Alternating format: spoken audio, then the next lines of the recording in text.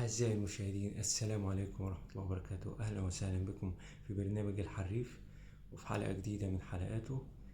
إلى كل عشاق الريدز، النهاردة المتعة راجعة. النهاردة أول جولات البريمير ليج. النهاردة ليفربول هيلعب الساعة 10 مع بورنموث. أول جولات الموسم الجديد 2025-2026. ليفربول داخل وهو بطل الدوري ووصيف درع الاتحاد، وعايز يصالح جماهيره بعد خسارة درع الاتحاد، وهيلاعب بورنموث النهاردة الساعة 10. طبعا بورنموث فرقة مش سهلة وفرقة قوية جدا، كل سنة تنهي الدوري الإنجليزي في مركز متقدم سابع تامن. في خلال السنين الجاية إن شاء الله هتوصل لمركز يأهلها لبطولة أوروبية، دوري أبطال، دوري أوروبي، دوري المؤتمر. بورنموث فرقة قوية جدا، معاها سكواد كويس ومدرب كويس بيعرف ينافس خصومه ويعرف يقرأ الخصم كويس. المواجهة النهاردة مش هتبقى سهلة، لكن ليفربول إن شاء الله هتكسب النهاردة عشان هم عايزين يصالحوا جماهيرهم. ليفربول بعد الميركاتو العالمي اللي عملوه جايبين فيرتس، فريمبونج، إيكيتيكي. الميركاتو قوي جدا، 116 مليون دفعوها في فيرتس وفريمبونج وإيكيتيكي، دافعين ملايين كتير في صفقات. ولكن أرن سلوت مش مكتفي. أرن سلوت ده عامل زي الأهلي كده، بيكسب بطولة ما بيكتفيش، لأ بيبقى عايز يكسب أكتر وأكتر، عايز يجيب لعيبة أكتر وأكتر، لسه عايز يجيب مدافع تاني بعد ما خلص في جوفاني ليوني المدافع الإيطالي. مدافع بارما، نادي بارما ده نادي قوي جدا في الدوري الإيطالي، وطول عمره بيطلع لعيبة نجوم زي الأرجنتيني هيرنان كريسبو، أسطورة بارما، أسطورة الدوري الإيطالي، وأسطورة منتخب الأرجنتين اللي لعب في سكواد 2006. هرنان كريسبو كان معاه ريكيلمي، كان معاه سورين، كان معاه ايالا، كان معاه هنزي، وطبعا كان لسه ميسي ودي ماريا بادئين معاهم. في 2006 كان اول بطولة كاس عالم الاول بعد ما كانوا كسبوا كاس العالم للشباب واولمبياد 2004 مع الارجنتين، خدوا ميدالية اولمبية. لعبوا اول بطولة كاس عالم في 2006 مع المنتخب ده، بس للأسف وصلوا لدور الثمانية، وقعوا قدام منتخب ألمانيا، المنتخب القوي جدا، سكواد رائع، سكواد عالمي. خسروا بضربات الجزاء لأن ألمانيا ساعتها كان فيها حارس اسمه يانز ليمن، كان أسطورة، كان هو الاحتياطي لأوليفر كان. ألمانيا طول عمرها يا جماعة بتجيب أساطير في حراسة المرمى، يانز ليمن، أوليفر كان، طول عمرهم بيجيبوا أساطير في حراسة المرمى وفي الدفاع وفي الهجوم، بتجيب لعيبة أساطير. نرجع تاني لليفربول.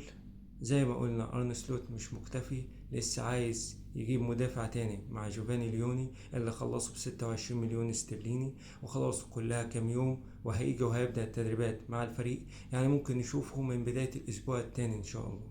أما بقى صفقة مارك جيهي نجم كريستال بالاس واللي توج بدرع الاتحاد الإنجليزي مع كريستال بالاس، واقفة ومتعلقة لأن النادي مش عايز يبيعه لأنه لاعب كويس جدا ومش عايز يفرط فيه، ومصر على 40 مليون استرليني. ومارك جيهي هيبقى إضافة قوية للفريق مع فيرتس وفريمبونج ومحمد صلاح ومع كل الصفقات اللي جت. ليفربول محدش هيقدر يقف قدامها، عايز راجل يقف قدامها بالسكواد العالمي ده. ليفربول هتحافظ على الدوري وهتكسب ذات الأذنين السنة دي إن شاء الله، واحتمال تكسب خماسية زي باريس السنة اللي فاتت عملت أداء عالمي، أداء رائع. كسبت كل البطولات وخسرت كأس العالم وكسبت السوبر الأوروبي من توتنهام أول، اتعادلت وجابوا الهدف في توقيت قاتل، وصلوا ضربات جزاء. توتنهام ضيع ضربتين، باريس سان جيرمان ضيع ضربة وكسبوا 4-3.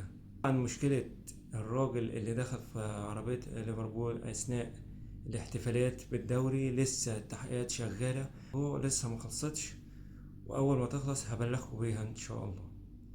مشكلة جمهور الزمالك مع أحمد السيد زيزو.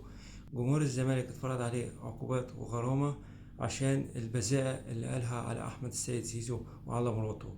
الغريبة إن كابتن جمال عبد الحميد أسطورة نادي الزمالك وحقق كل حاجة مع نادي الزمالك، وكان في الجيل اللي حقق آخر دوري أبطال أفريقيا كسبوا الزمالك، طلع يقول إن الجمهور مغلطش وإنه عادي يجيب سيرة مراته. جرى يا كابتن جمال، احنا ننسى الاصول ولا ايه، والعادات والتقاليد والامرنا بيه ربنا، ننسى ان اسم الست لما يتقال يبقى عورة؟ كابتن جمال انت كنت لاعب كبير ودلوقتي انت واحد من المحللين، من اشهر محللين مصر، يعني لازم نراعي كلامنا ونحافظ على كلامنا وما نقولش اي حاجة. كابتن جمال، ما تزعلش منك جمهورك. ما ينفعش تقول ان هو اللي بدأ بالكذب، حتى لو ما ينفعش تجيب سيرة مراته، ابوه، امه، اخواته. ما ينفعش تغلط في اهل اي لاعب. الكورة احتراف يا كابتن جمال، وانت اكتر واحد عارف ان الكورة احتراف. واللاعب عارف تروح أندية، تروح أهلي، تروح زمالك، تحترف بره. يعني احنا زعلنا من وسام أبو علي اللي كان فيه كلام إنه عايز يرجع الأهلي، لكن خلاص نادي كولومبس الأمريكي بعت الدفعة وبعتت البطاقة الدولية بتاعت وسام أبو علي. وخلاص يا كابتني، خلاص وسام أبو علي رسميا بقى لاعب في نادي كولومبس الأمريكي.